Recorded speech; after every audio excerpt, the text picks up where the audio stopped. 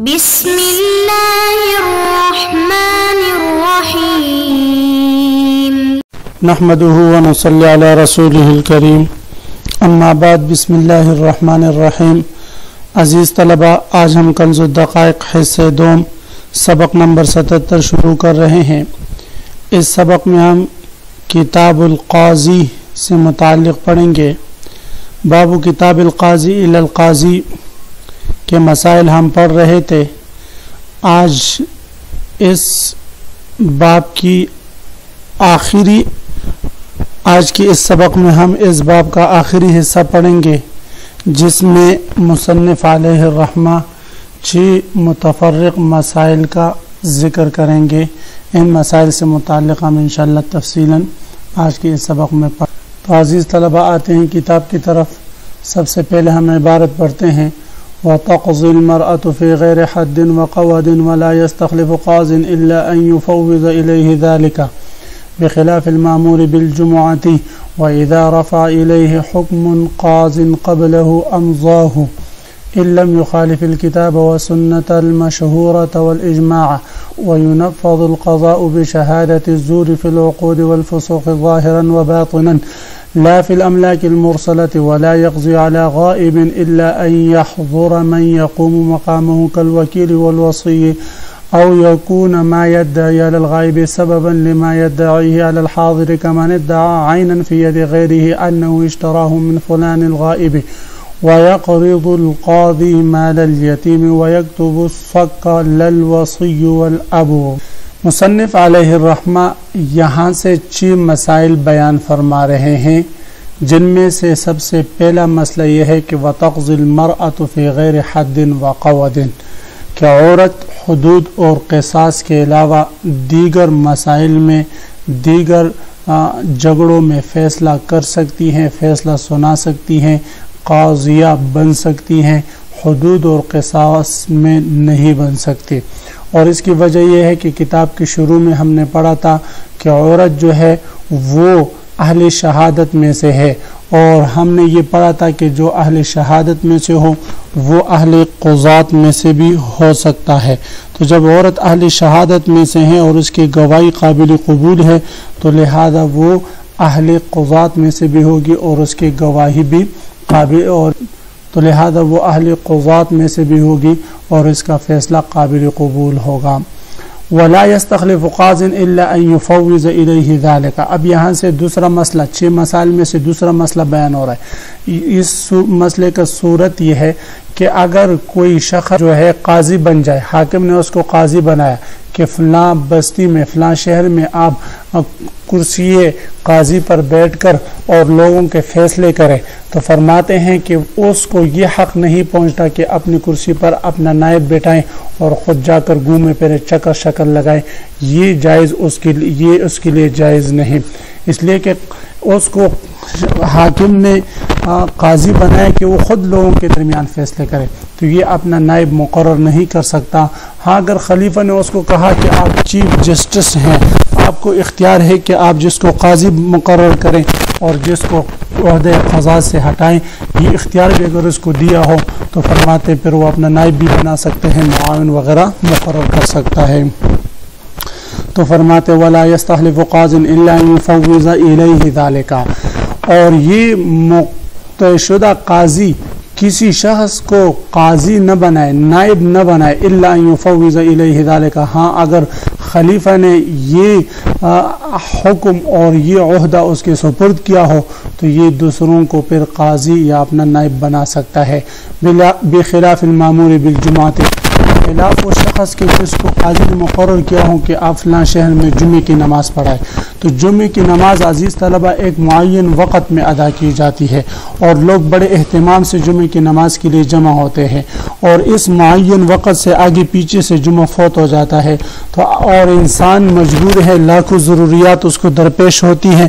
اگر وہ نماز جمعے کے لیے اپنا کوئی نائب مقرر کر کے کسی جگہ چلا جاتا ہے کام وغیرہ پہ، یا کسی رشتہ داروں سے ملنے، والدین کی خدمت یا کسی مریض کی عیادت کے لیے ہسپتال وغیرہ اس کو جانا پڑتا ہے، تو فرماتے ہیں کہ وہ اپنا نائب بنا سکتا ہے جو اس کی جگہ پر نماز جمعہ پڑھائے لوگوں کو. وَإِذَا رُفِعَ إِلَيْهِ حُكْمُ قَاضٍ. اب یہاں سے یہ مسئلہ بیان ہو رہا ہے کہ آنے والا قاضی گزشتہ قاضی کے کیے ہوئے فیصلوں کو نافذ رکھے گا، ان کو منسوخ نہیں کر سکتا. چند شرائطوں کے ساتھ عزیز طلبہ، اگر وہ شرائط نہ پائی جائے تو پھر اس صورت میں فرماتے ہیں کہ گزشتہ قاضی کا فیصلہ اس پر نافذ کرنا یا برقرار رکھنا یہ اس کے لیے ضروری نہیں ہوگا. تو فرماتے ہوئے اذا رفع الیہ حکم قاضٍ، اور جب اس کی طرف قاضی کی طرف گزشتہ قاضی کا فیصلہ لایا جائے اور اس کے سامنے پیش کیا گیا، قبلہ ایسے قاضی جو اس سے پہلے گزرا ہو، امضاہ تو اس فیصلے کو وہ برقرار رکھے، اس کو منسوخ نہ کرے. ان لم یخالف الکتابہ، بشرطے کہ وہ فیصلہ کتاب اللہ کے مخالف نہ ہو، والسنت المشہورۃ، اور سنت مشہورہ کے خلاف نہ ہو، والاجماع، اور اجماع کے خلاف نہ ہو. اگر ان میں سے کسی ایک سے اس کا تضاد آ رہا ہو تو فرماتے ہیں اس صورت میں پھر نکاح اس فیصلے کو جو ہے منسوخ کر سکتا ہے. وَيُنَفَّذُ الْقَضَاءُ بِشَهَادَةِ الزُّورِ. اب یہاں سے یہ مسئلہ بیان ہو رہا ہے کہ قاضیوں کے عدالت میں بہت سارے لوگ جھوٹی گواہی لے کر جو ہے پہنچ جاتے ہیں اور جھوٹی گواہی وہاں دیتے ہیں. تو فرماتے ہیں کہ اگر جھوٹی گواہیوں سے قاضی نے فیصلہ سنا دیا تو اس فیصلے کو نافذ رکھا جائے گا اور وہ فیصلہ محکم ہوگا اور منسوخ نہیں ہوگا. وَيُنَفَّذُ الْقَضَاءُ بِشَهَادَةِ الزُّورِ فِي الْعُقُودِ وَالْفُسُوخِ. لیکن یہ عقود اور فسوخ میں یہ فیصلہ نافذ کیا جائے گا اور نافذ شمار ہوگا جھوٹے گواہوں کی گواہی سے جو فیصلہ ہو جائے. عزیز طلبہ، جھوٹے گواہوں کی گواہی سے جو فیصلہ ہو جائے یہ نافذ تو ہوگا. آیا یہ ظاہراً اور باطناً دونوں طرح نافذ ہوگا یا صرف ظاہراً نافذ ہوگا باطناً نافذ نہیں ہوگا؟ تو امام صاحب رحمہ اللہ تعالیٰ کا مذہب تو یہی ہے کہ یہ ظاہراً اور باطناً دونوں طرح نافذ ہو جائے گا. عقود جیسے کوئی شخص کسی پر بے کا دعویٰ کر لے، تو بے کا دعویٰ کر لے. مثلا زید نے دعویٰ کیا بکر پر کہ اس کے پاس جو باندی ہے یہ میں نے اس سے خریدی ہے، یہ میری ملکیت ہے، میں اس کا ثمن اس کو ادا کر چکا ہوں. اور وہ کہتے ہیں میں نے نہیں بیچی یا اس نے ابھی تک کچھ بھی نہیں دیا. تو اس کو ثمن دے کر اگر قاضی جو ہے فیصلہ سنا دے تو فرماتے ہیں یہ باندی اب زید کی ہو جائے گی، یعنی بائی کی مشتری کی ہو جائے گی. اب اگر فرماتے اسی طرح فسوخ میں اگر کوئی شخص کسی عورت جو ہے کسی شخص پر دعویٰ شوہر کے بارے میں جا کر مقدمہ دائر کرتی ہے کہ اس نے مجھے طلاق دے دی ہے اور وہ کہتے ہیں میں نے نہیں دی، تو فرماتے اس صورت میں اگر وہ گواہ پیش کر دیتی ہے تو قاضی اس کے حق میں فیصلہ سنا دے. تو اب جھوٹے گواہوں نے گواہی دی اور اس گواہی کی وجہ سے بے کا فیصلہ باندی میں ہو چکا اور ادھر سے طلاق کا فیصلہ عورت کے حق میں ہو چکا.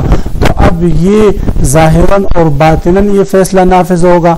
ظاہراً نافذ ہونے کا مطلب یہ ہے کہ اگر کوئی شخص اس باندی سے اب مباشرت کرے تو وہ مباشرت کرنا اس کے لیے ناجائز ہوگا، حرام ہوگا مشتری کے لیے، اس لیے کہ یہ باطناً نافذ نہیں. اور اگر باطناً نافذ ہو تو پھر اس کے لیے حلال ہے. اسی طرح اگر اس عورت نے طلاق کا فیصلہ لے لیا تو آیا وہ دوسرے شوہر سے نکاح کر سکتی ہے یا نہیں؟ تو ظاہراً تو کر سکتی ہے لیکن باطناً وہ گناہگار ہوگی اور زناکارہ ہوگی. تو اس لیے فرماتے ہیں کہ یہ ظاہراً اور باطناً دونوں کا فرق میں نے سمجھایا. تو اب فرماتے ہیں کہ یہ فیصلہ ظاہراً اور باطناً دونوں طرح نافذ ہوگا. عقود اور فسوخ میں امام صاحب رحمہ اللہ تعالیٰ کے ہاں اسی طرح ہوگا کہ ينفذ القضاء بشهادة الزور في العقود والفسوخ ظاہراً و باطناً. ظاہراً اور باطناً دونوں طرح جھوٹے گواہوں کی گواہی سے کیے ہوئے فیصلے کو نافذ کیا جائے گا. رحمہ اللہ تعالیٰ اور ائمہ ثلاثہ رحمہم اللہ تعالیٰ اور امام زفر رحمہ اللہ تعالیٰ فرماتے ہیں کہ یہ فیصلہ ظاہراً تو نافذ ہوگا باطناً نافذ نہیں ہوگا، یعنی یہ فیصلہ صرف ظاہراً نافذ ہوگا.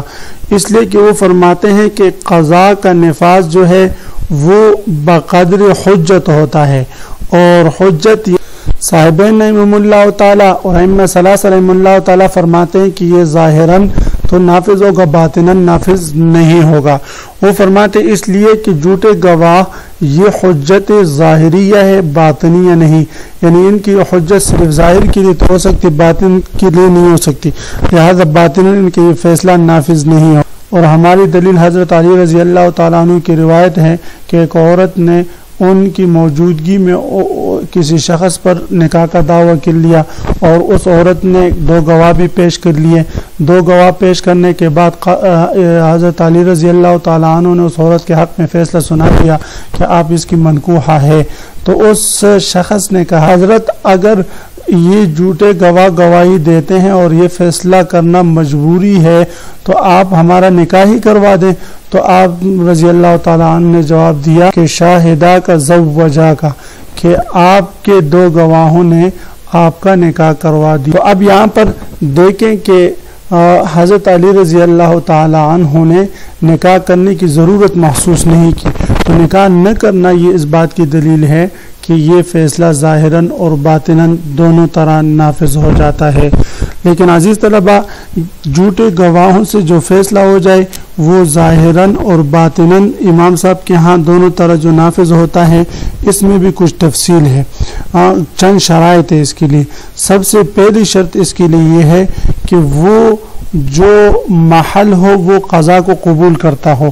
اب کسی کی معتدہ عورت آ جائے یا کسی کی منکوح عورت آ کر کسی شخص پر دعویٰ کرے کہ یہ میرا شوہر ہے، تو اور گواہ بھی پیش کر دیں، پھر بعد میں پتہ چلے کہ یہ تو فلاں کی منکوح یا معتدہ ہے، تو فرماتے ہیں یہ فیصلہ ظاہراً اور باطناً دونوں طرح نافذ نہیں ہوگی، اس لیے کہ دوسرے کی منکوح ہے، وہ اس فیصلے کا محل ہی نہیں بن سکتی، نکاح کا محل ہی نہیں بن سکتی۔ دوسری شرط یہ ہے کہ ان گواہوں کے جھوٹے ہونے کا قاضی کو علم نہ ہو۔ اگر قاضی کو علم ہو تو تب بھی یہ فیصلہ ظاہراً اور باطناً نافذ نہیں ہوگا۔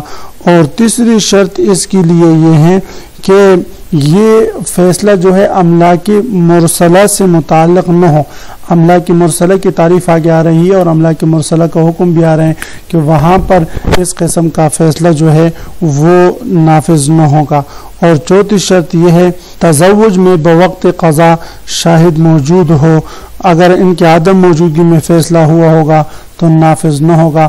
قضاؤں کا یعنی گواہوں کا ہونا ضروری ہے نکاح کو برقرار رکھنے کے لیے۔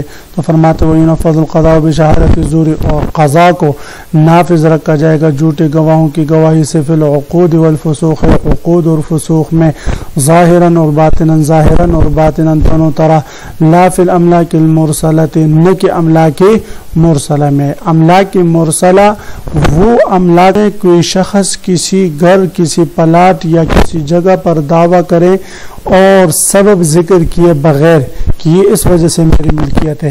مثلا کوئی شخص جا کر کہے کہ یہ گھر میرا ہے، یا کسی پلاٹ کی طرف اشارہ کر دے کہ یہ پلاٹ میرا ہے، یا گاڑی کی طرف اشارہ کر دے کہ یہ میری ملکیت ہے، تو اب بھائی اس نے تو ملکیت کا دعویٰ کیا ہے لیکن یہ ملک مرسلہ ہے۔ کسی عورت کے بارے میں کہے کہ یہ جو ہے میری منکوحہ ہے، تو اب فرماتے ہیں اب یہ جو ملکیت کا دعویٰ کر رہا ہے تو اس میں سبب ملکیت ذکر نہیں کر رہا، یعنی یہ نہیں کہتا کہ یہ پلاٹ میرا ہے اس لیے کہ میں نے خریدا ہے، یا یہ گھر میرا ہے اس لیے کہ باپ سے مجھے میراث میں ملا ہے وغیرہ ذالک۔ تو یعنی ملکیت کا ایسا دعویٰ کرنا جس میں سبب ملکیت ذکر نہ ہو، تو یہ املاک